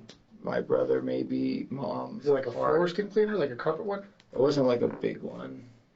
It was like small. The last place you saw it was in the garage. Yeah. Okay, sorry. Oh, that's fine. Good. It was in the garage. Yeah. And then when you went back, did you park in the garage again? When you went back again? I don't think so. I think I parked on the side of the street. Okay. But you went into the garage and didn't see it there? Yeah. Okay. Who threw it away for you? I think you know. You're just trying to help them. I mean, I'm not exactly sure if it was my brother or not. Okay. Where did he throw it? He didn't tell me. He just told you he got rid of it? Yeah. Did he see you cleaning with it? What? Did he see you cleaning your car with it? The steam cleaner? Yeah. Yeah, he saw that? Okay, that's fine. Just curious. Yeah. So he got rid of it for you, wasn't there. And the reason I'm asking is because I was there also in the garage and I didn't see it. That's why I'm making sure that... Yeah. I mean, I don't know. My brother told me it's gone. Okay. So it handled.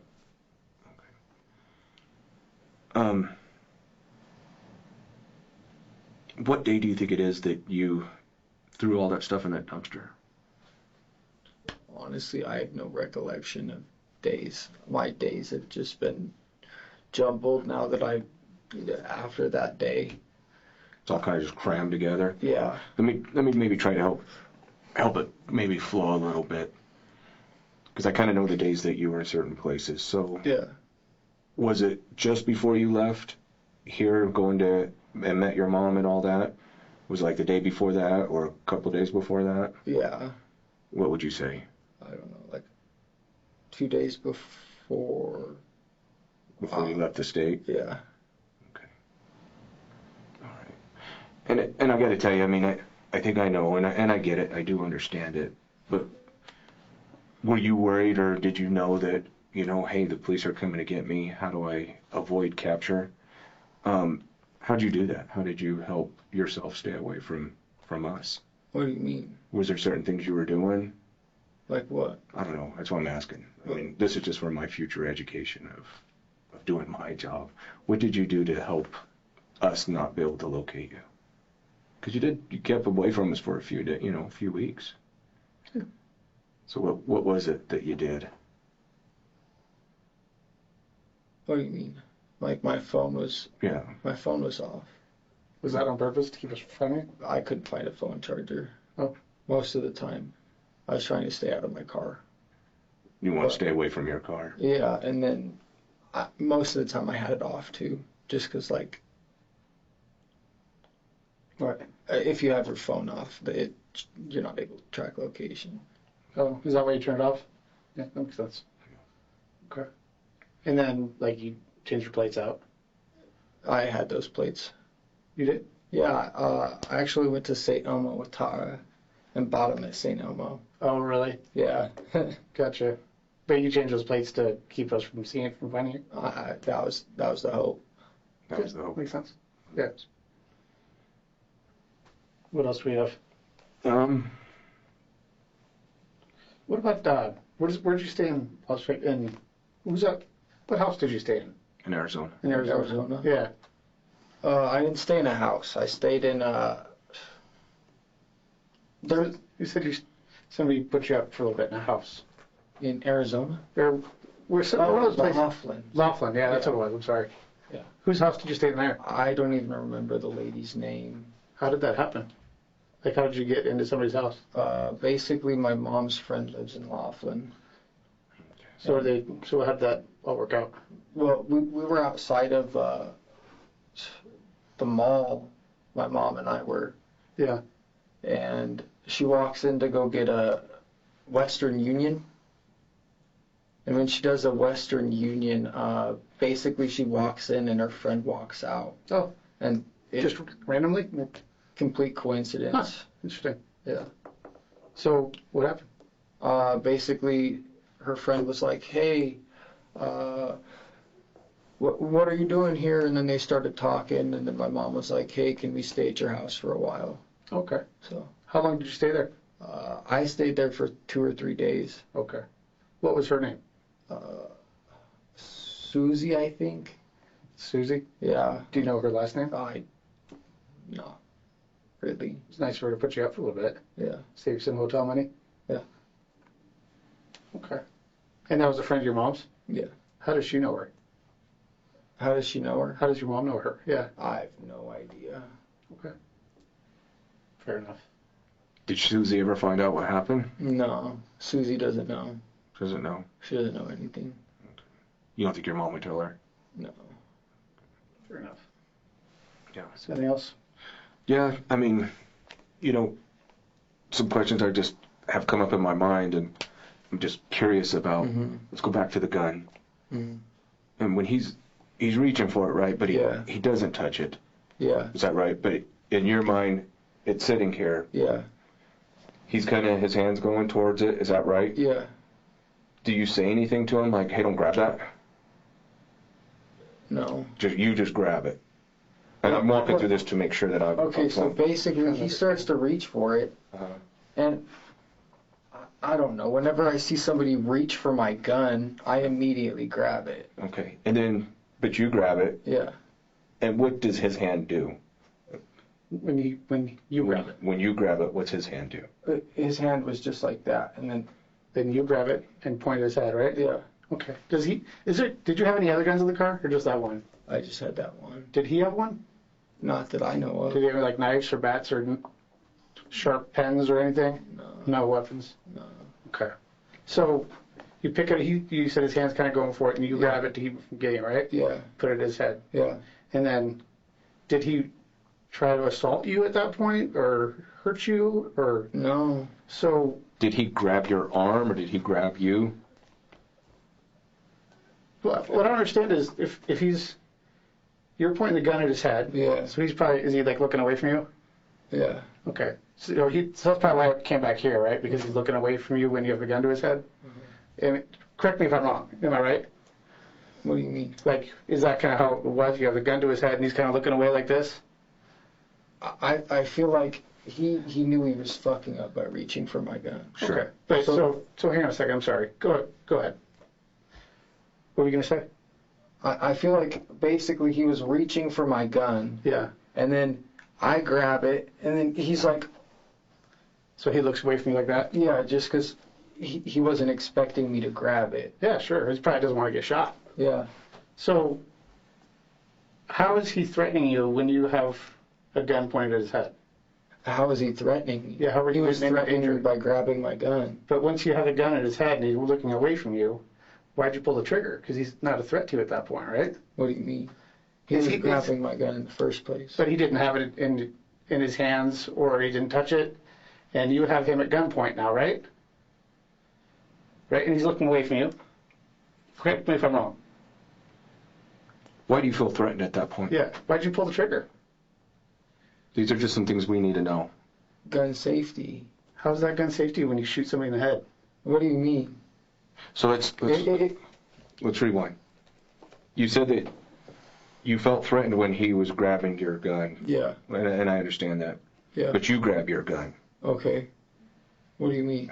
Yeah, am I right? I grabbed my gun before he could have my gun in his Right. possession. So then from there, you have your gun. Yeah. He doesn't have another gun. No.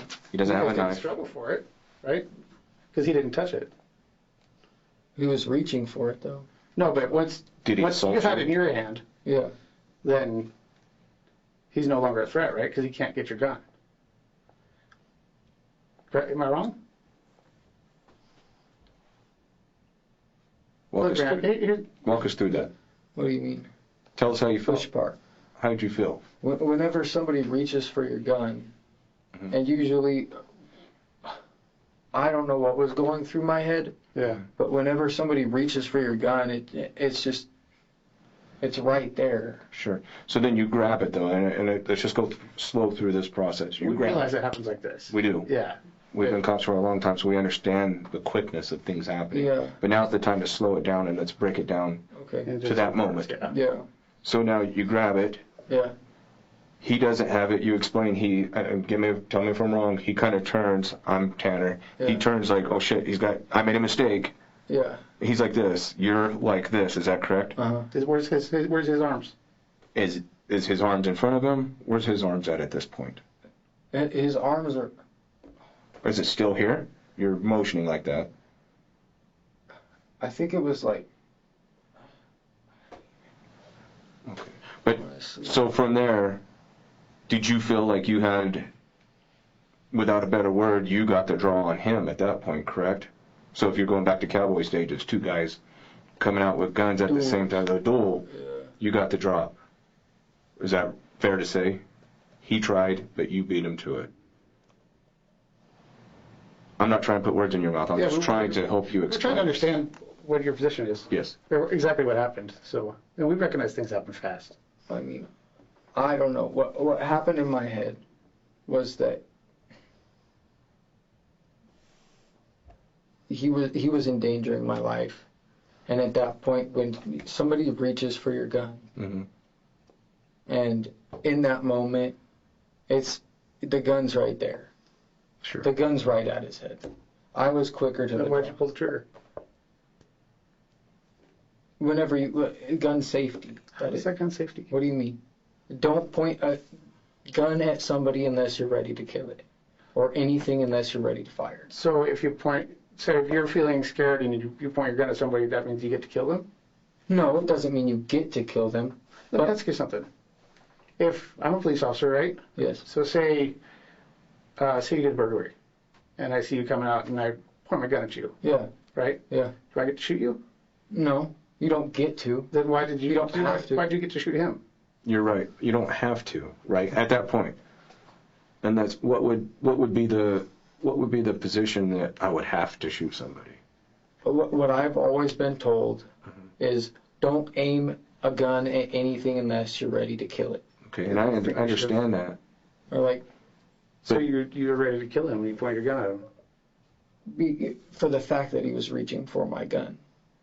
So this is we're just going to be straight, and this is our hang up with this a little bit, and help us understand this. Okay. You have the gun pointed at his head, right? He's looking away from you. He's looking away from you. He's not assaulting you. He doesn't have another gun. He doesn't have a weapon. Explain to me why at that point, that particular moment, that spot right there, let's pause. It's, it's vision. This is a VCR DVD player, and you have to hit pause. You're like this. He's like that. His hands are here. Why did you feel threatened right then at that point? For the circumstances of the previous behavior.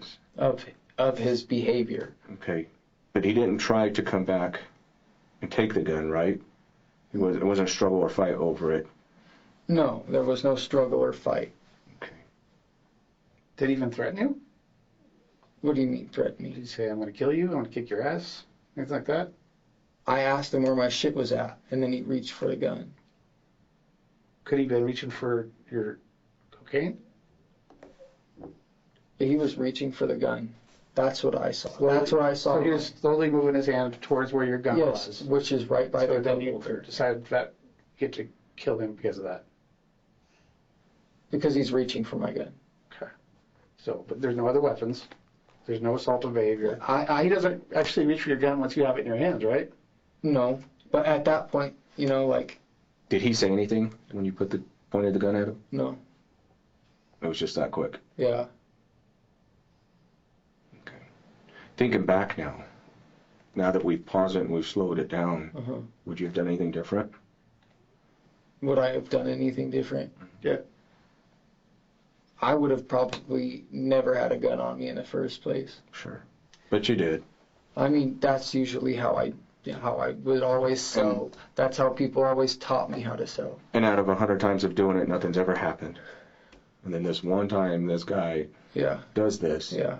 But now that it's all done, now that we've slowed it down and we did the DVD-R thing pausing, Yeah. you know what I mean? Like, would you have done anything different? I wish I didn't pull the trigger. You know? Do you think you should have pulled the trigger? What do you mean? I mean, do you think that was a good decision? For reaching for my gun, that made sense to me in that moment in time. In hindsight, what do you think? In hindsight, no. You think that was not a good thing to do? Heat of the moment when somebody reaches for your gun, near your gun. Yeah. But when you think about it logically, okay, that's fair. It makes sense. It does.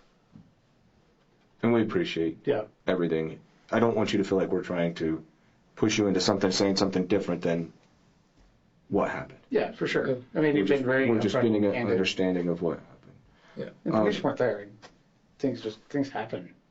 So Did you make any comments to Tara about being worried about your tires being in the cornfield? My what? Your tire tracks? I might have. Were you worried about that? Yeah. Did you change your tires? No. Did you make appointments to do that, or Uh-uh. there was never a thought process of that? I mean, I was going to come back to Colorado. That was my goal today because my tires are bald and they're still under warranty. Okay. So, And you were going to get them switched out today. yeah. Did you make an appointment for that? No. You had an appointment for someplace, didn't you, for your car? Right after this had happened? Do you remember that? Brakes. It was just brakes? Yeah, it was just my brakes. Okay. Tell me Brakes about and that. rotors. Did you already have the brakes? So I bought the brakes and rotors from Rock Auto. Mm. And then I brought them into Brakes Plus. And then Brakes Plus said, oh, we'll just resurface your brakes. The brakes that you bought from Rock Auto are already, they're too big. They won't fit. So that wasn't an intentional thing to buy bigger brakes for some reason? No. You just thought it was for your car? Yeah, I thought they were the right size. Okay. fair enough. Yeah, I don't think we have any more questions right now. Just going back to the initial initial time you go to your garage at your house where you have a room at, that first And no night? longer, but yeah. No longer, but did. Was anybody else around when you were cleaning up your car in the garage? Did any of your roommates see that, or No. they had no idea? Uh-uh. And you said maybe just a little bit of blood got on the ground? But not too terrible much. Not too terrible much. Uh-uh. It was from the steam cleaner at King that That was made a the main mess. thing, yeah. Did you try to clean it up? Yeah. What'd you clean it with? I don't remember. You know, just whatever was there. Yeah. Okay. Did you use stuff from inside the house to come out and clean it? No. Just whatever was in the garage, or where'd you get the cleaning stuff? All the cleaning stuff came from Adams Polishes, which is like extremely high quality car detailing products. And where was that? Was it in the garage already? I actually purchased them because Okay. I like to have a clean car most of the time. So you already had it. It's a nice car, man. It is a nice car. You already have those cleaning. I purchased them like recently, yeah. Okay. Yeah, let's take a quick break, and we'll be right back. So, you still doing okay? We can get you something to eat in a little bit if you like. Or... Yeah. You hungry? Not really? Okay. Okay. We're almost done. Yeah, probably just like another 5 minutes and we'll be out here. We appreciate you. Want some more water? All right, right back. All right, Chris. We really are almost done. We do have a few more follow-up things. I'm just thinking about it, and I want to be clear about this. We talked briefly about where you dropped Hatter off at the body in the cornfield. Mm-hmm. Walk me through that again. How did that happen? What do you mean by that? Step by step. Step by step. You're driving down. Yeah. You said it was federal. Yeah. You see a field. Yeah. And then what happens from there? And then from there, I was like, all right, well, I don't know what else to do with the body. Mm-hmm. So I put it into a field. So tell me what you did with your car.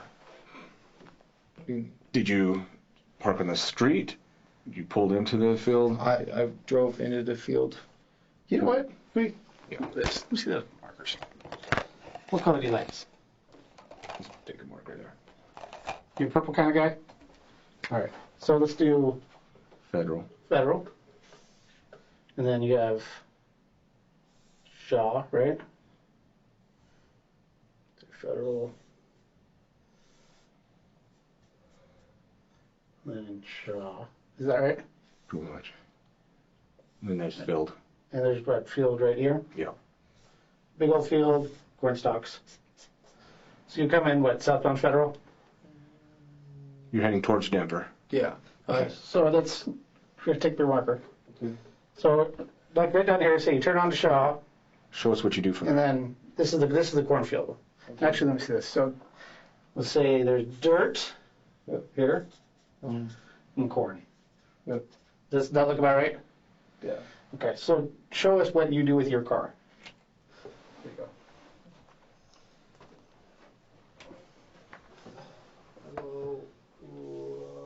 Maybe something like that. Well, you just stopped at some point and like backed up or something, right? And you pulled the body out. Yeah. And then I get out. I tiptoe.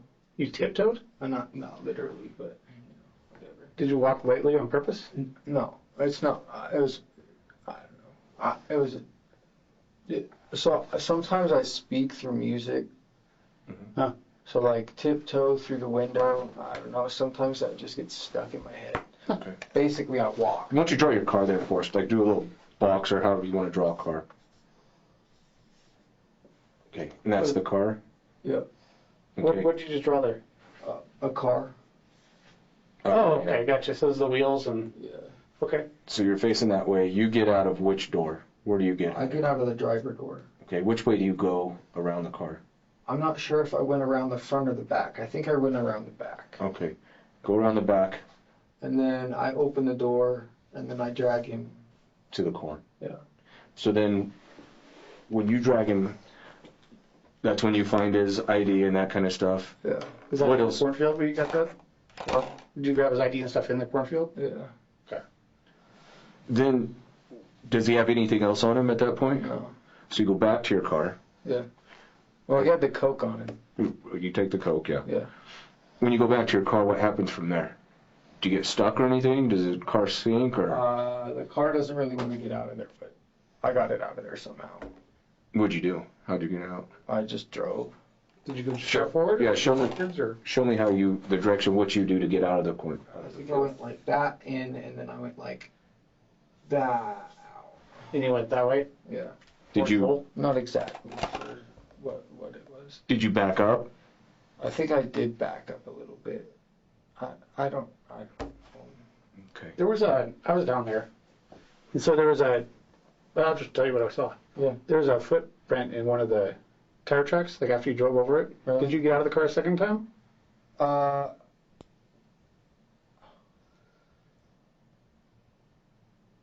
I don't remember.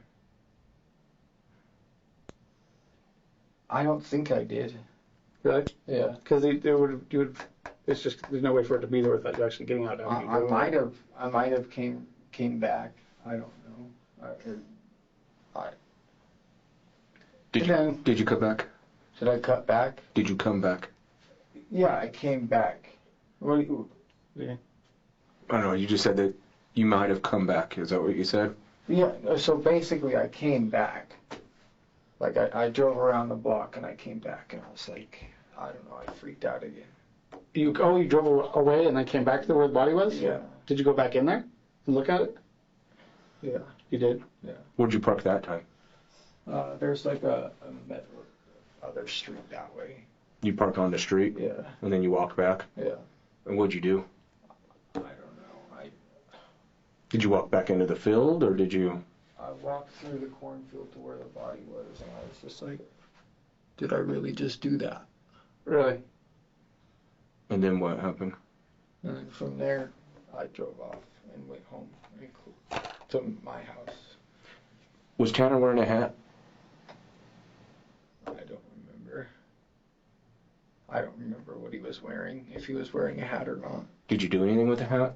What hat? A baseball hat? Baseball cap that he might have been wearing? Like a red one? I didn't. He was wearing a red one. There was a red hat out there. So I didn't know. I didn't see it. I don't recollect a red baseball cap. And it's a minor detail, but did you happen to pick it up or cap and throw it or anything like that? No. Nothing. Not that I remember. Okay. Did you only go towards, so that's Shaw right there where you drove in at Mm-hmm. and then came back through? Yeah. That's Shaw Boulevard. Did you ever walk the other direction through the cornfield? Uh-uh. You only stayed towards that street and that way. Yeah. So it would have been south.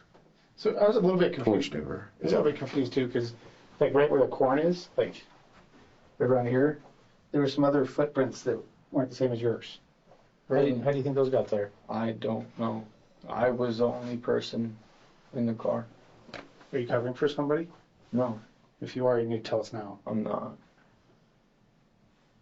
There was nobody with you. Nobody but me. On everything. Was he hard to drag out there? He was heavy. Yeah. That. And you drug him by yourself. Yeah. You've done so good, and I don't want a very minor thing to hold you back by you trying to protect somebody. No, Yeah, I'm not. I'm that's not really protecting. I'm not protecting. Because it anybody. really wouldn't be. You know what I mean? There are video If there was cameras. somebody else involved, I'd tell you. But it was solely me and me solely. Did you reach, which gun did you have which hand did you have the gun in? What? When you reach, you grab the gun, did you have it in your right hand or did you reach it like this? Which hand did you shoot with? My right hand. Okay, so it was in the center console, you grabbed it and you pointed it. Yeah. What is your dominant hand? My right. It is your right. Okay. Just real quick clarification. How extended was your arm? Were you here when you shot? Were you this way? So you grab it and show me. I think he was like looking away, and his head was right about here. He was looking away? Yeah, because I grabbed the gun back from him. Yeah. Mhm. Or you grabbed the gun I the grabbed. first time? Well, he was reaching for it. Yeah, I you can- grabbed it, and I pointed it at him. And he was looking. So how close do you think the gun was to him? Like, I don't know, maybe that far.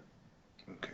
So this is almost a representation of your car Yeah. and him. You're probably pretty close, and Yeah. so about this far. Yeah.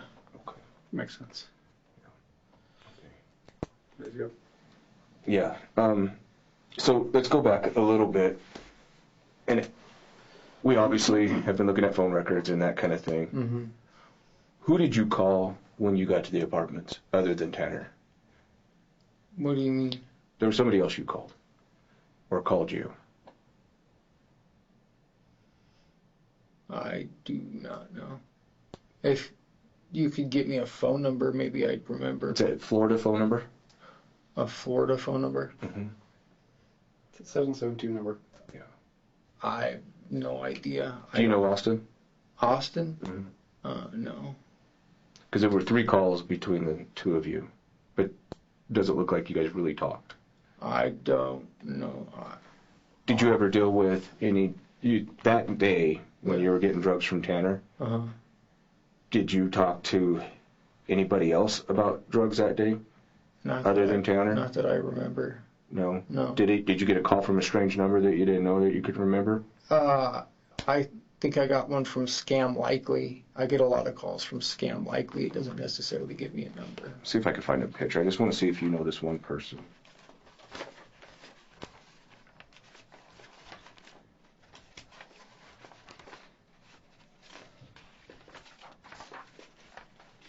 It might look a little bit different right now.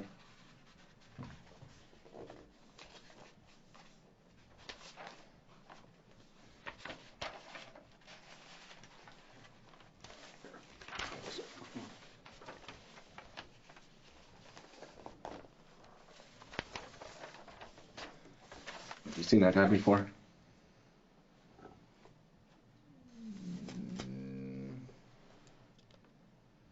What's his name? That's Austin.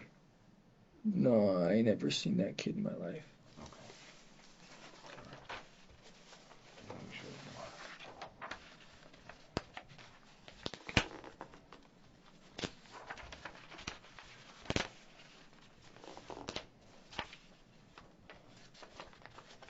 Do you recognize this guy?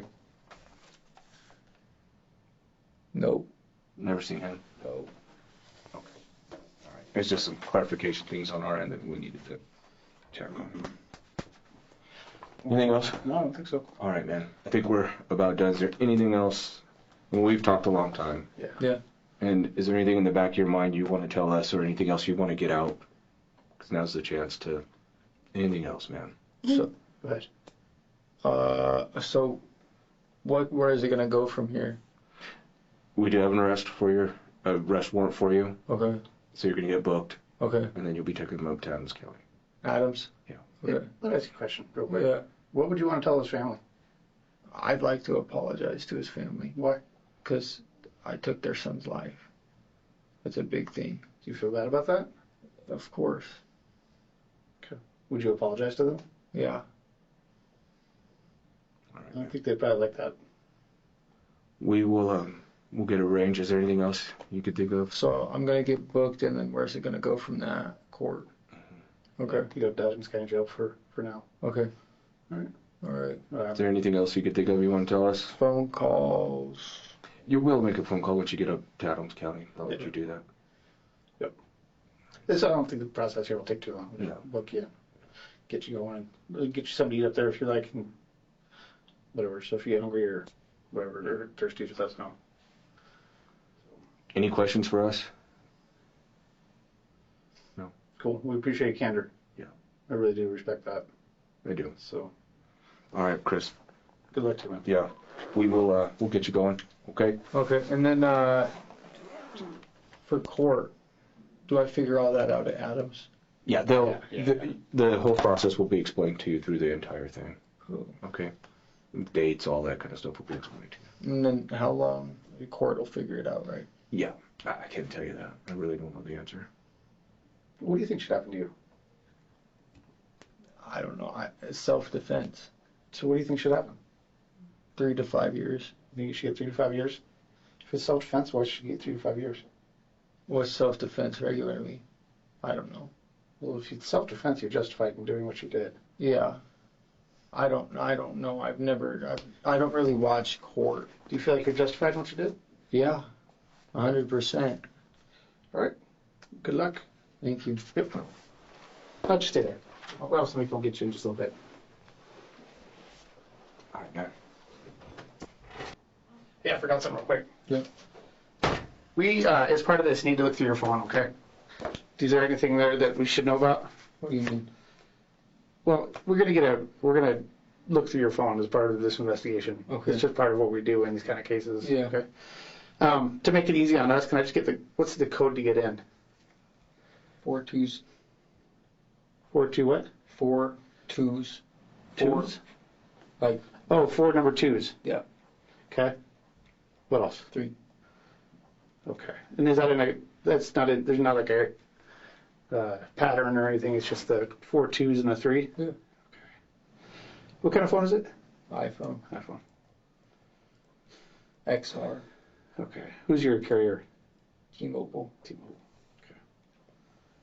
Cool. Just hang tight. We're right with you, okay? Do you mind if I use the restroom real quick? Yeah, sure. Thank you. Christopher Matthews was sentenced to 35 years in prison. Thanks again to MyHeritage.com for partnering with me for this video. Click the link below to begin your free 14-day trial to MyHeritage.com.